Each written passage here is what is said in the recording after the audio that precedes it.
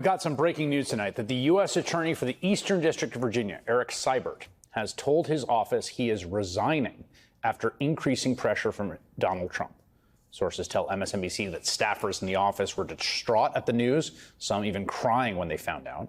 Now, Seibert's resignation comes as Donald Trump has become increasingly frustrated that Seibert would not prosecute the New York Attorney General Letitia James on trumped-up mortgage fraud charges. He had refused to charge because his investigation could not bear out the accusations.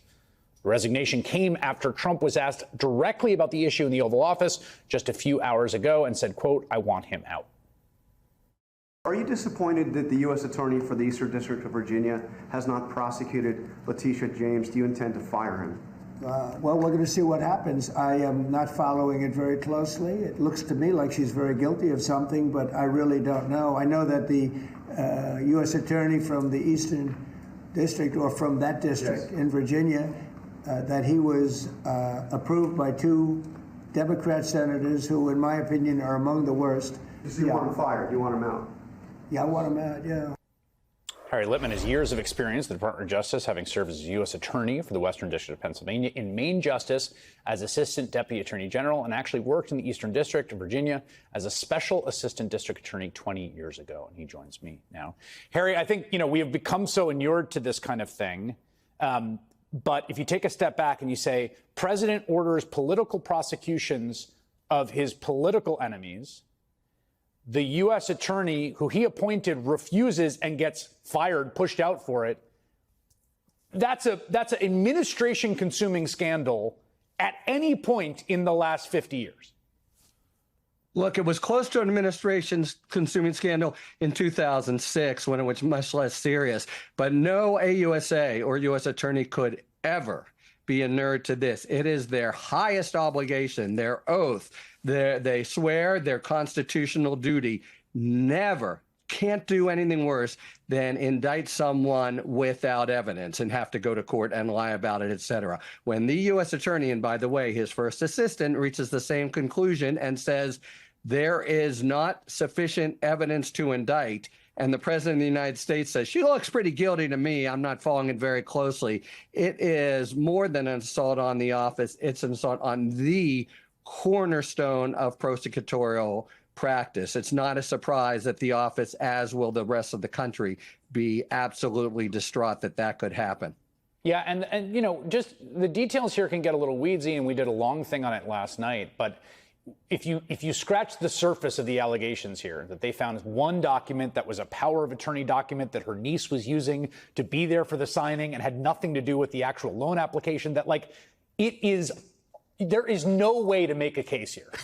This is so far from possible criminal conduct. So it's not like this is kind of a borderline case. You've got a guy who actually had a good relationship with Emil Bovee, according to, all reports. Tried to save him, right. Yeah, and this is a reporting from inside that the Justice Department actually is trying to save the guy.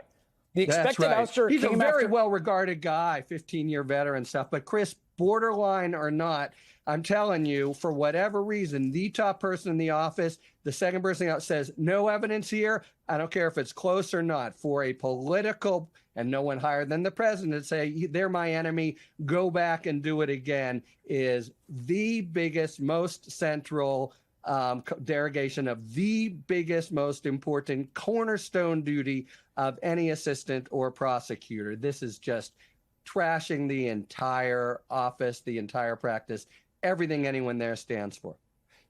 We've seen in other places, and this has been a theme, prosecutors who do seem willing to go along with really, really dodgy prosecutions on really, really bad factual and legal foundations. That's happened in Los Angeles and District of Columbia. And in those cases, we've been seeing grand juries. I think there's 7 or 8 now doing the thing they never do, essentially, which is return a no true bill, right? The whole cliche about being able to indict a Sam sandwich. So in the places where you've had prosecutors seemingly go along with which seem to be, frankly, political prosecutions, they've been hung out to dry by grand juries doing their democratic duty.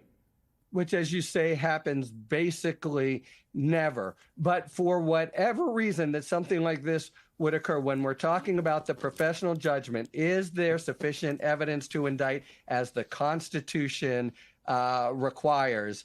Yeah, that's one of the 26 bad things that could happen here is you bring these cases, judges don't trust the department as much, the jury doesn't trust the department as much, but it's just more fundamental than that. Eric Siebert, raise your right hand, tell the court that this person is guilty when it's a lie. Right. You really should throw your law license in the Potomac. Nothing could be worse than what they're trying to jam down his throat. So he would have walked, I think, even if they didn't make him run.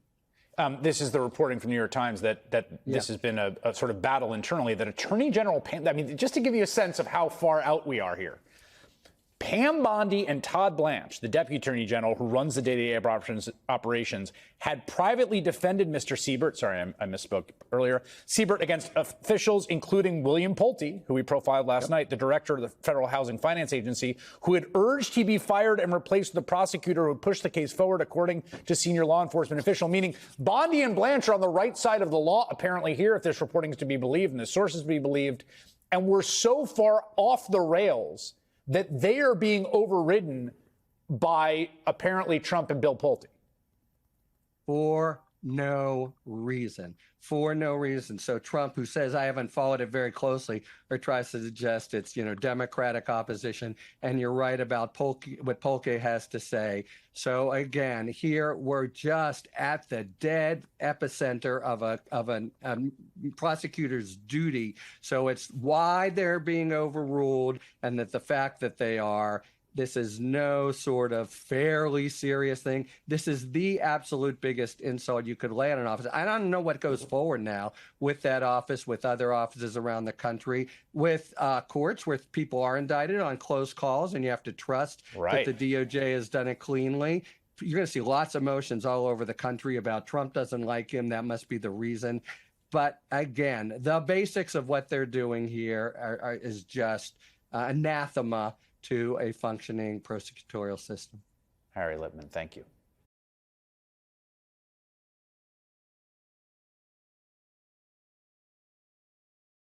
ABC suspended Jimmy Kimmel after government pressure from the FCC, but the move now has ABC and its parent company Disney in crisis. So first, let me tell you tonight, we have new reporting and some special guests on the internal decision-making there, a company that has caved but may yet change gears again. Meanwhile, this Kimmel suspension has galvanized this national debate about Trump's effort to censor and silence critics and the press. And up top, I can tell you there is broad evidence of a broad plot here. Donald Trump's attacks, threats, and lawsuits against a whole range of outlets, speakers, and critics.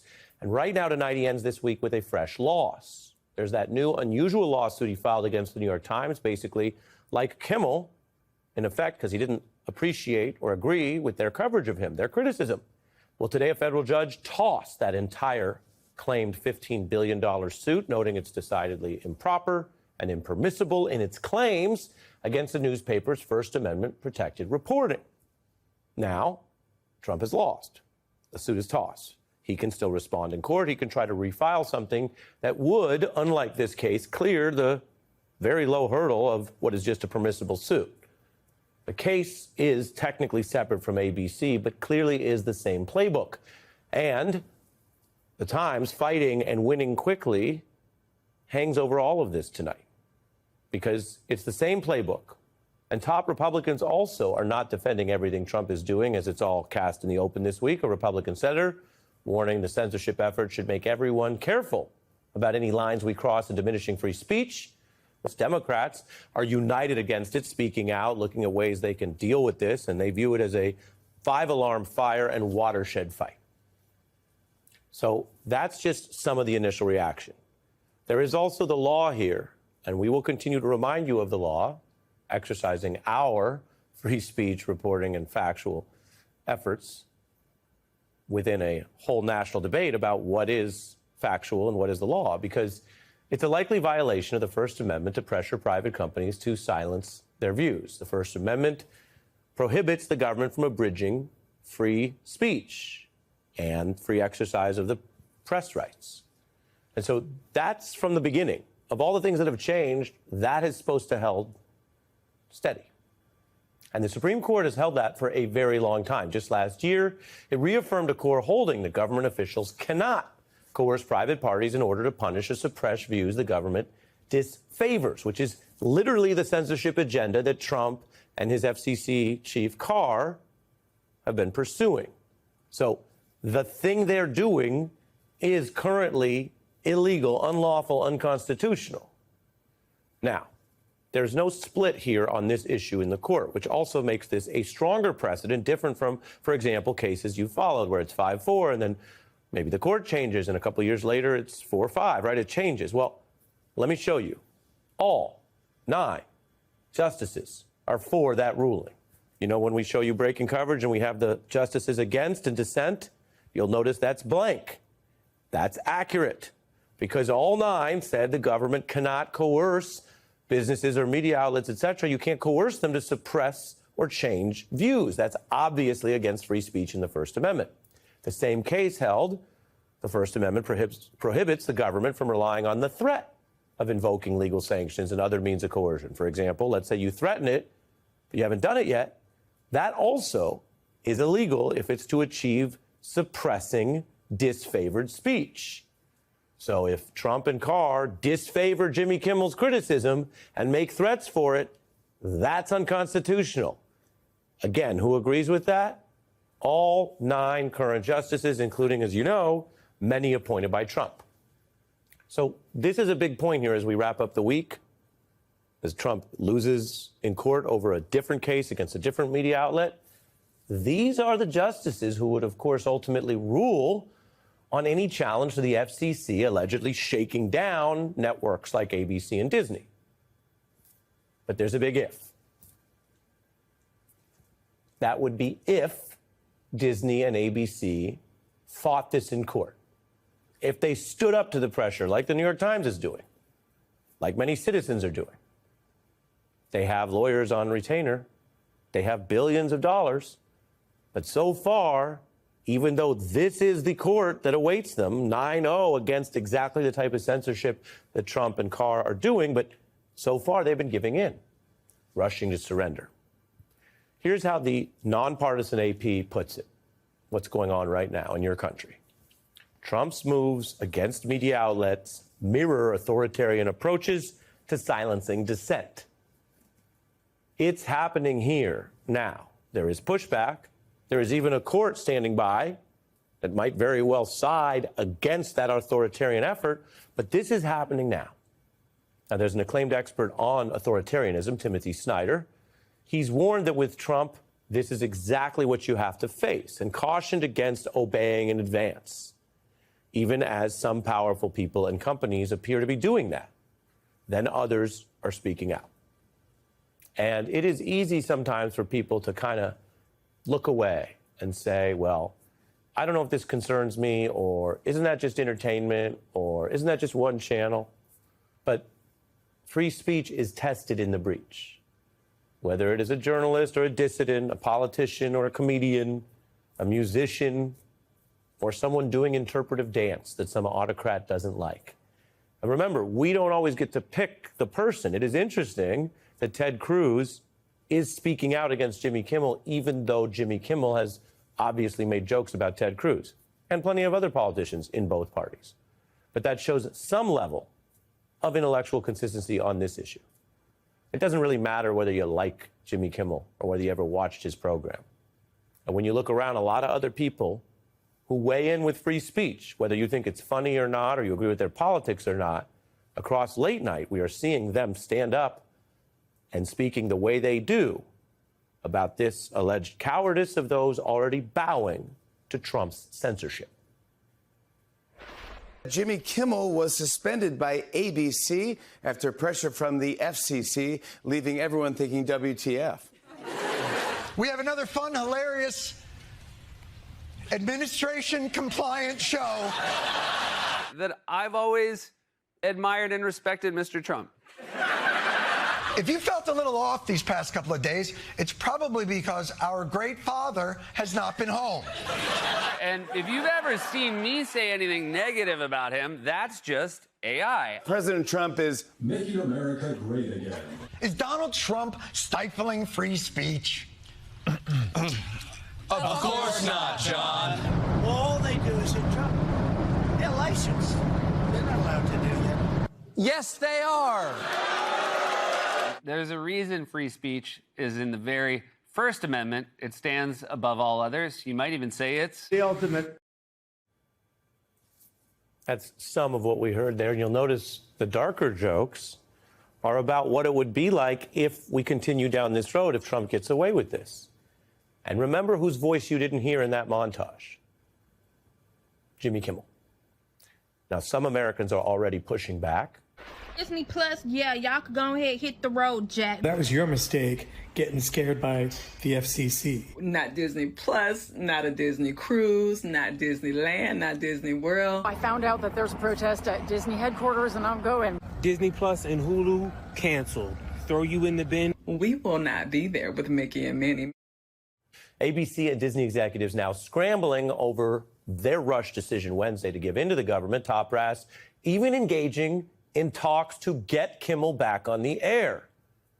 That is a very different tone from Wednesday when they rushed to respond to the FCC threats and made a point of announcing that he was going to be benched basically for the long haul. They didn't say it was a week or 2 weeks. They just sort of said, well, indefinitely.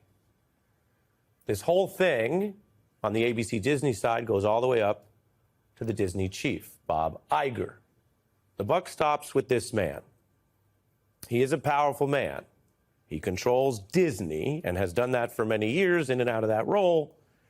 And right now, his legacy is being written more for his business acumen, which is widely praised, his ability to manage talent. I could just tell you quite honestly, this is a person who people in news and media think of as very smart and powerful. But right now, a lot of people who know free speech and the First Amendment, a lot of people who work with Jimmy Kimmel, a lot of people from Ted Cruz out to liberal lawyers say he is overseeing the wrong decision and direction. Instead of doing what the New York Times did and standing up for his work and his people, he appears to be co-signing what for now is an effort to allow the government to silence critics. We have more reporting on Mr. Iger and that aspect of this coming up later this hour with some very special experts.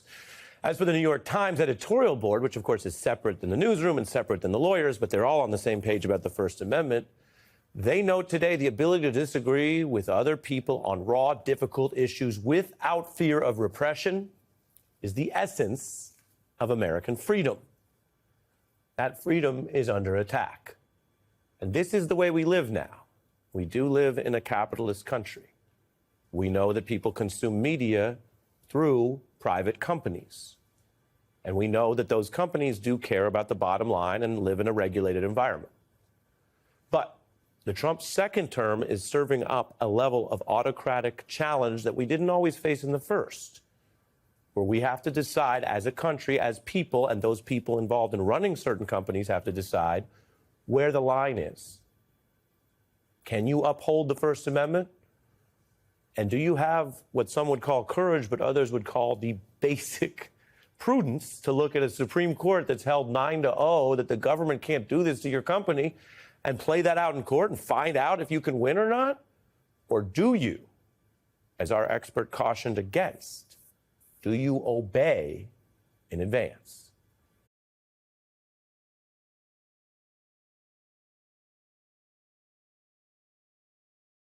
Okay, I want to bring in Sam Stein, managing editor at The Bulwark. Charlie Dent is a former Republican congressman from Pennsylvania and executive of the Aspen Institute Congressional Program. And here with me in studio, New York Times reporter Jeremy Peters. And by the way, Sam and Jeremy are MSNBC contributors. Well, that was a chuckle, certainly. But let's start with, Sam, what we heard the president say. And I want to combine that with what we heard from FCC Chairman Brendan Carr on Thursday. Here it is. We're in the midst of a massive shift in dynamics in the media ecosystem for lots of reasons.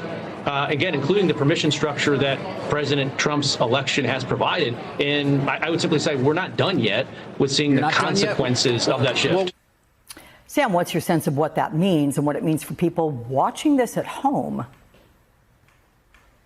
Well, what's happening here is that the administration is kind of taking or talking out of two sides of their mouth, right? On the one hand, Brendan Carr's out there saying, well, this really wasn't an FCC sanctioned decision. It wasn't anything that we did.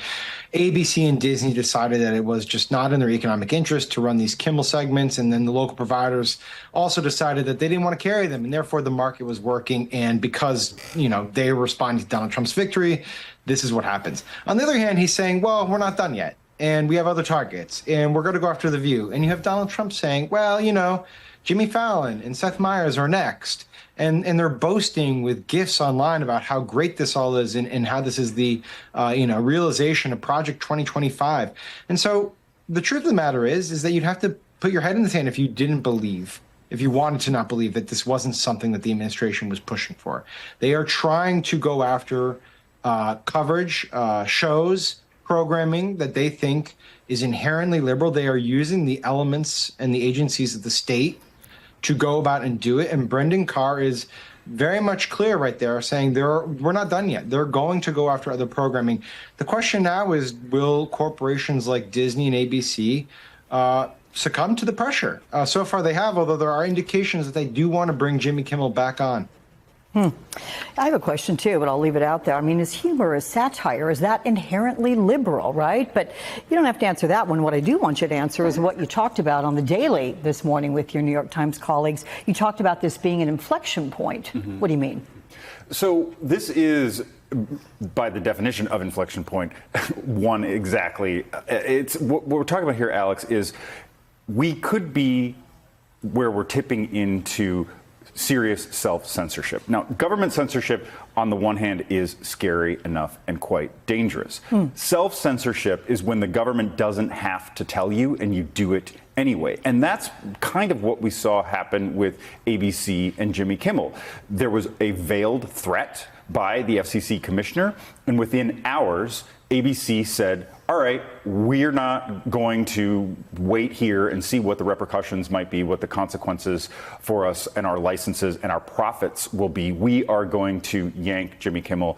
End of story. So the government didn't really have to tell them anything. And the concern is that if you take the totality of what we've seen over the last several months, the CBS News settlement with Trump, the ABC News settlement with Mr. Trump, pulling this Jimmy Kimmel show from the air, that is a pretty clear chain of events, and where it ends, where it goes next from here, should concern anybody who's in the business of speech for a living.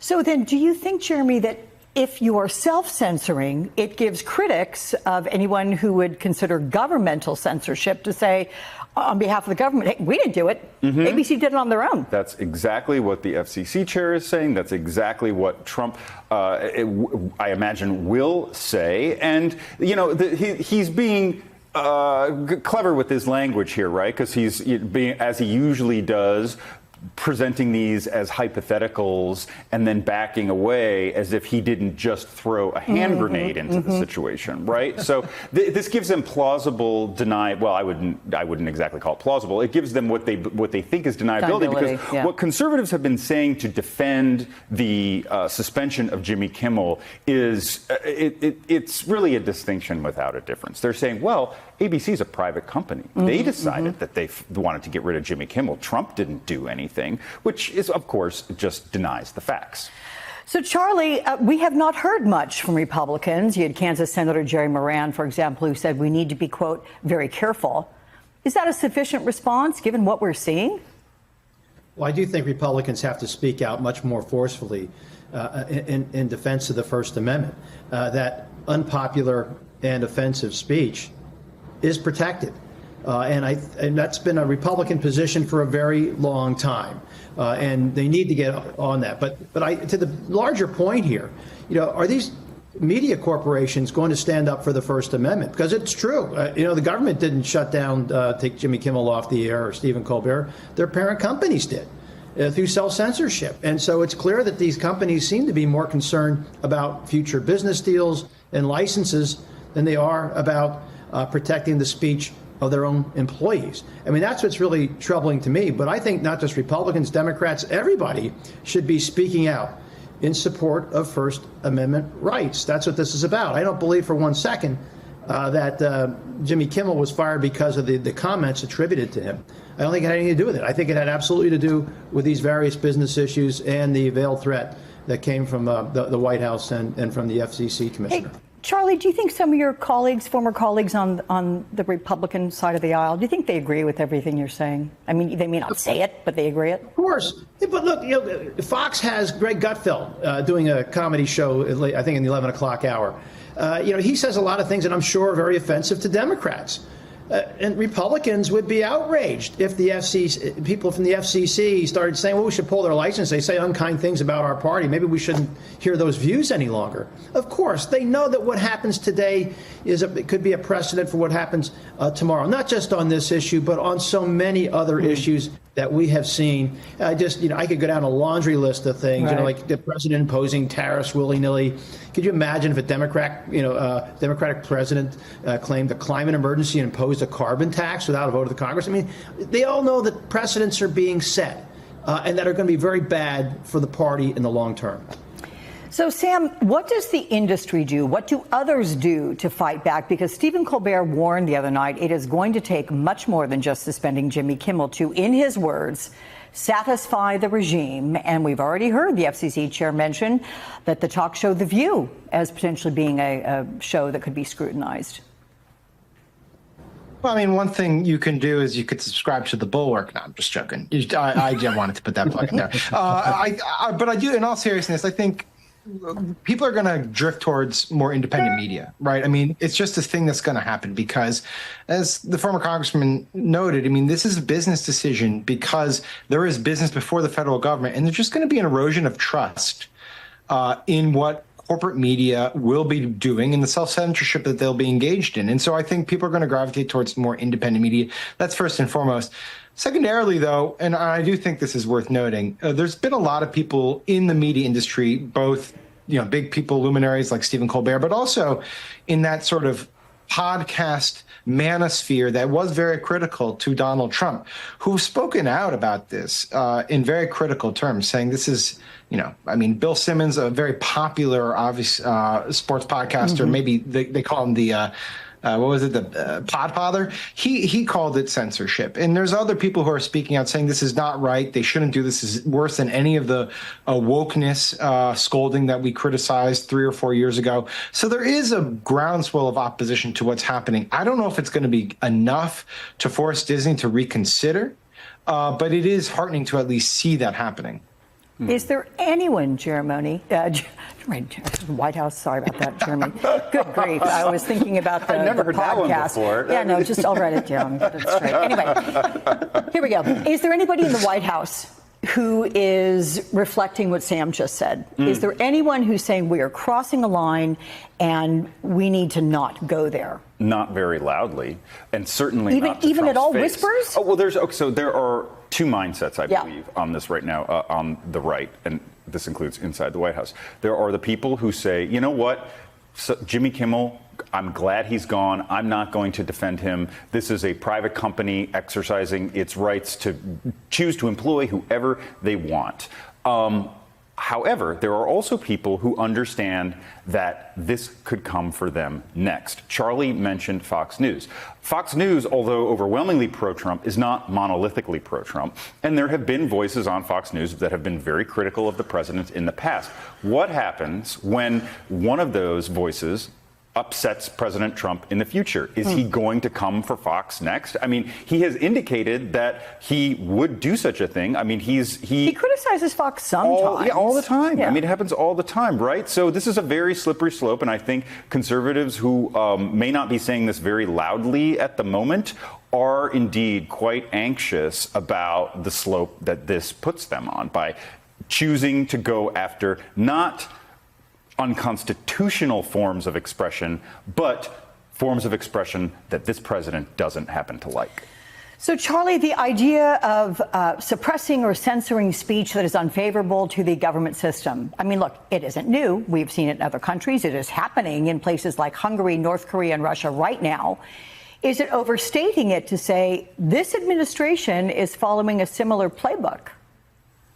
Well, I fear that they might be looking at the Hungarian playbook, which does frighten me, where the state seems to exercise much greater control over the media and they go to great lengths to silence opposing voices. But I have faith in the United States of America, and we have strong civil society organizations, and we have a very robust media presence throughout this country, as pointed out by Jeremy or Sam, that a lot of independent journalism out there. So I have confidence that voices, dissenting voices, will still be heard here. I don't think we go the way of Hungary because we're too big, we're too strong, and we have too many voices. And I'd like to think that's going to be the case. But that said, I'm concerned about what I've been seeing here, particularly with what just happened at ABC. Joining us now, staff writer at The Atlantic, Adam Serwer, Atlantic staff writer and MSNBC political analyst Ashley Parker, MSNBC legal correspondent Lisa Rubin, and NBC News entertainment correspondent Chloe Melas. All right, Lisa, first, I want to get the legalities straight here because these are private companies. They are allowed to fire somebody for what they say. That's fine. The difference here is the FCC getting involved, and the term is jawboning. If they continue to jawbone the local stations that have these licenses, what sort of legal boundaries might they cross, and who might be in a position to sue for harm? That's a really interesting question, because certainly there could be a legal dispute between Jimmy Kimmel, for example, and his employer, depending on the nature of the terms of his contract, as you and I were discussing yesterday. There's also a legal term called tortious interference with contract. And basically it means a third party is inducing you to break your contract with another person, right? Usually those kinds of claims aren't brought against the government. In fact, it's very difficult to bring a tort claim against the government at all. But that essentially is the legal claim that would fit the conduct that you're describing. The FCC is tortiously interfering, allegedly, with Jimmy Kimmel's contract with his employer or with the contract between the folks that own affiliates and the network itself as the distributor of content. So it would be Jimmy Kimmel bringing the lawsuit? It could be Jimmy Kimmel bringing the lawsuit. I mean, these affiliates who are owned by folks who have merger interests here don't seem to be that upset by what the FCC is doing. But, for example, if you had a situation where an owner of affiliates was upset at the network itself from yanking the content, that could give rise to a legal claim. Again, depending on the nature of the contractual arrangements between the network and independent owners of affiliates that air its programming. What did you make, Adam, of the blowback? I mean, there's two strains of it. There is the comedians that have gone on the air and basically mocked Donald Trump, as we saw with The Daily Show. And then there are folks that are either outwardly on the right, like Ben Shapiro, or folks that were part of Donald Trump's winning coalition. I mean, we call them the bro podcasters, for lack of a better word, who are saying this doesn't feel right. This is not what Republicans have been about. It's certainly not what Donald Trump campaigned on. Well, I would dispute that. I think it was very clear from the beginning that when they were referring to free speech, they meant their speech and not other people's speech. But I do think that the proper response is what the comedians have been doing, which is defiance. Do not obey. When the essence of free speech is being able to speak on public affairs, and particularly to be able to be critical of those in power, whether they're people in government or allies of people in government. So I think the proper response is for people not to be intimidated. Now, I think there's a partial issue here, which is that you have a structural issue here, which is that you have all these companies that own all these affiliates, and if you intimidate the company, then all of a sudden you have this domino effect of financial coercion, where you can use the corporate power to sense what people say indirectly through the government.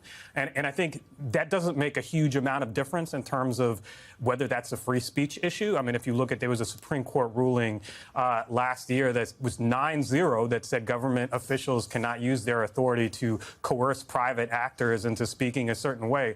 So I think really this is a open and shut case of censorship. But it's again about who's going to bring the lawsuit to get it to the Supreme Court. I think that is an issue structurally, but like I said, I think the proper response to the emperor telling you you're not allowed to make fun of him is to continue to laugh. But if these if these broadcasters take them off the air, where are they going to do that? Because there are obviously there's Substack and there's Twitter and there's Instagram and there's TikTok, but a lot of these places are being bought up by Trump-friendly billionaires, and a question could be raised of whether the algorithm gets changed and those voices don't get amplified any longer.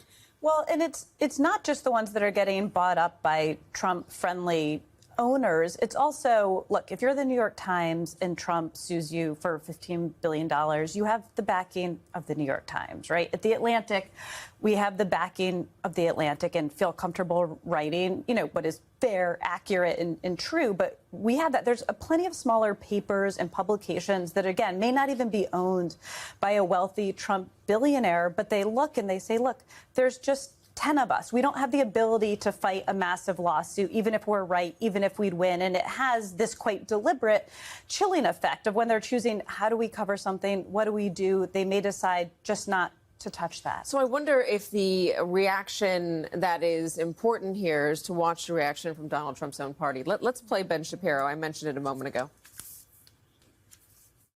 The FCC should not be threatening action against ABC or its affiliates or Disney based on Jimmy Kimmel being a jackass.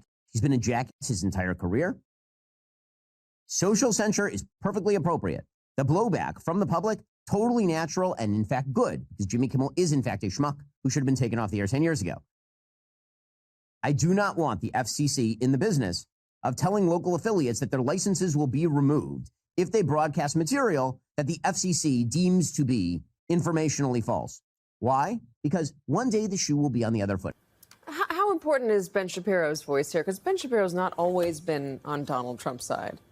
Yeah, you're seeing some sort of true conservatives make that point that for years they have historically fought for hate speech that is protected under the First Amendment. They have fought against cancel culture. I will say, however, as you and I have discussed many times, Katie, Donald Trump is not really an absolutist on many issues, on immigration, on tariffs, but he's otherwise quite flexible. Donald Trump is not a free speech absolutist. He's not a First Amendment absolutist. He is, as Adam says, he doesn't want things to be said that he doesn't like. He's fine with certain parts of speech. So I don't know that a Ben Shapiro or a Matt Walsh is necessarily going to change the president's point of view. Why is he so sensitive to it? I mean, is it Donald Trump that he's obviously very sensitive to it? And the question of why is probably a psychological one that we might not be able to perfectly diagnose here. None of us are medical psychologists or psychiatrists, and we're certainly not treating him. But I guess the apparatus around him, Adam, is what I'm more curious about. How. He had a 4-year period where he was not in power. Project 2025 was thought through. He staffed his administration with all sorts of folks who study the government and the levers that they could pull. How important is it to have those people around him right now who understand that the FCC can be a very, very powerful tool? Is that why it's more effective this time than it was in 2016? I think it's more effective this time because the people who you would expect to stand up to Donald Trump aren't doing that. We have, for the past few months, the most shocking thing is the degree to which American elites in corporate America, in academia and politics have laid down for Donald Trump. And then you have, people who have been stuck in ICE cells for, being pro-Palestinian activists who are coming out and saying, this is what I believe. So I think the real issue here is, a complete lack of civic virtue and courage on the part of people who we have, selected to be our leadership. I think that's the real problem. Consolidation of power, certainly. Chloe, there's also a reaction that's coming from the entertainment world. You've been tracking that. Explain what you're seeing. Katie, there was a lot of support last night on late night shows, but I would say the most vocal and not surprising came from Stephen Colbert. Take a listen. After threats from Trump's FCC chair, ABC yanked Kimmel off the air indefinitely. That is blatant censorship. And it always starts small. Remember like in week 1 of his presidency, Gulf of America. Call it Gulf of America. Sure, seems harmless, but with an autocrat, you cannot give an inch. And if ABC